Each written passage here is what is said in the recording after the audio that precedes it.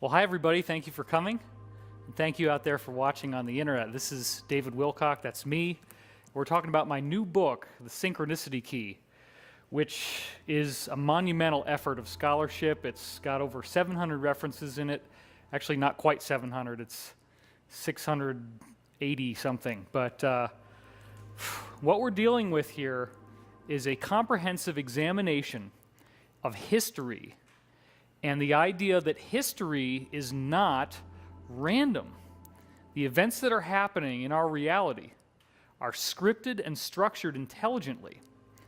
And this goes back to what I was discussing in my previous book. It's now available in paperback. The Source Field Investigations discussed the idea that we are in a living cosmos, that the universe itself is alive. And so when we think about a concept like that, it fundamentally changes the basic nature of what it means to be human, what it means to be alive. So being human is a galactic phenomenon, and I've been talking a lot about that on my new show on Gaiam TV called Wisdom Teachings. Half an hour a week. Every week we got a new episode coming out with all kinds of amazing content. The living universe is the idea that mind created the universe, that that's all there is. And that mind has given us life as part of a greater ground state of being. In other words, life is not some random accident that happened only on Earth. Life is a phenomenon that is universal in nature. Organic life is going to appear all throughout the cosmos, anywhere and everywhere that it can. And we are, in fact, divine manifestations. Life did not happen as some random happenstance here on Earth. It has been sent here from cosmic dust that's created from stars. The stars themselves are creating dust that has been tested as bacteria. That's one of the points I mention a lot in the television show and in the new book. So as we are going through these cycles of evolution, we come back to an intrinsic core point, which is that the universe has an agenda.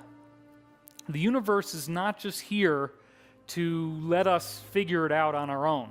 There is a very intelligent structure caused by a superintelligence, actually, that is governing how we evolve here on Earth.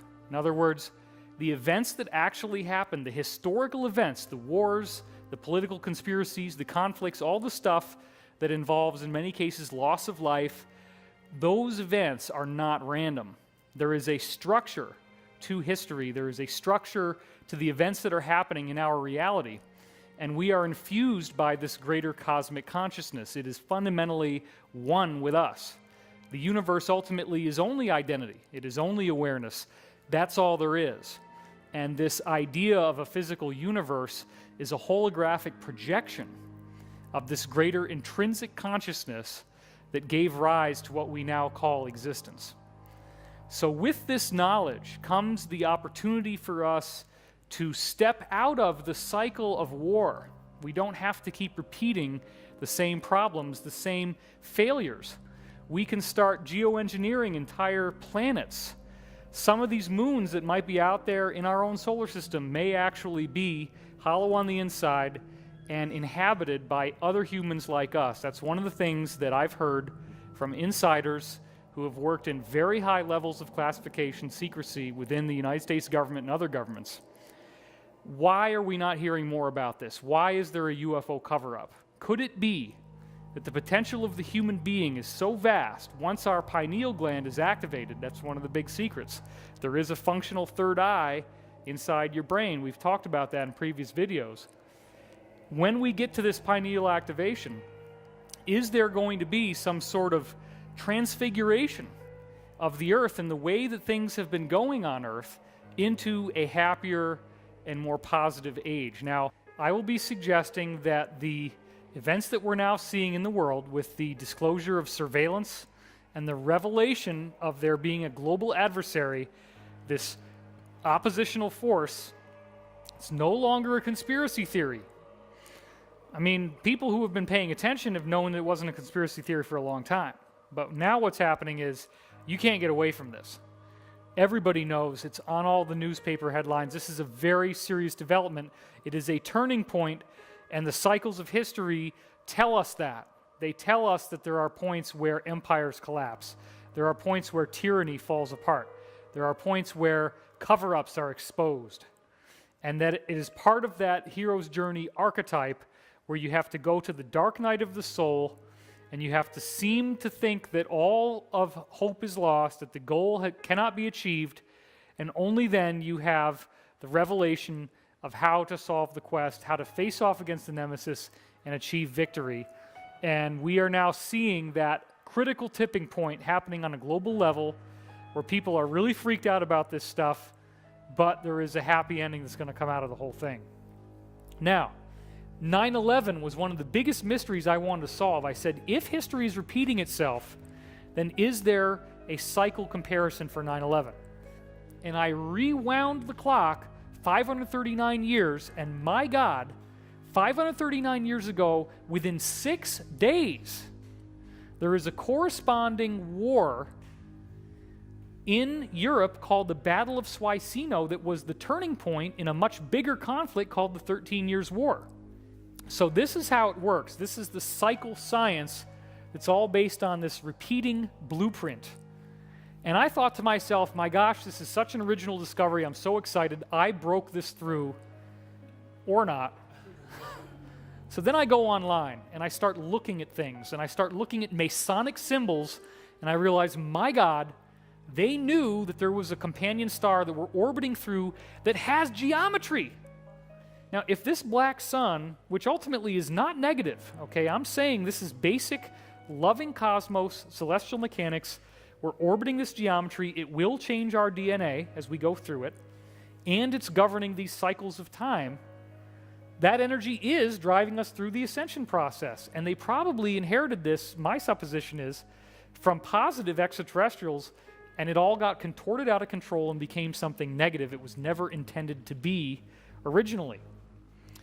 And again, it all comes back to the idea that the basic pattern that the black sun generates, which is, again, not negative, it's just celestial mechanics, a basic loving cosmos that's pushing us through ascension, generates this pattern, and we come into alignment with it at the end of the cycle.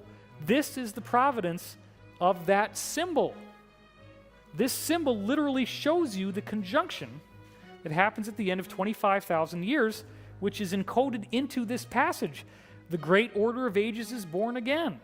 And it creates a transmutation, a movement into the light body, which is what this prophecy actually said.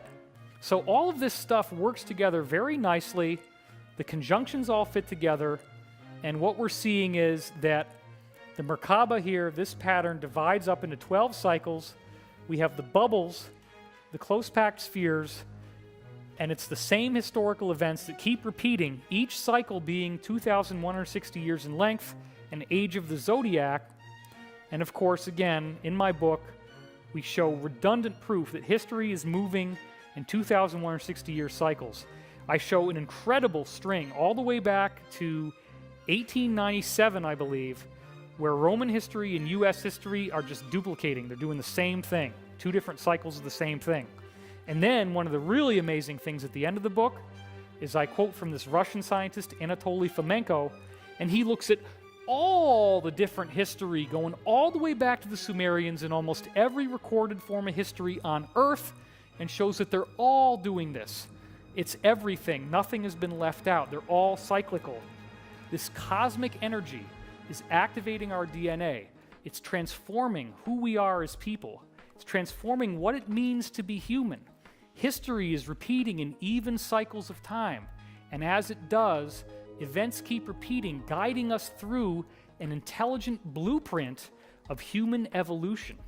We are seeing these events teaching us how to become more loving. The wars and atrocities do not need to keep repeating. They will be fulfilling this prophecy that we will ascend, that we will be transformed as we move through this energetic change in our solar system. It's all coming to a head right now in the year 2013, now that we're at the end of the Mayan calendar. All of these things are now being revealed to us. The positive energy is transforming the world, and so I encourage you to check out my new book, The Synchronicity Key. It's available all over the place, Amazon, everywhere. Thank you so much for watching. and have a good time. Thank you.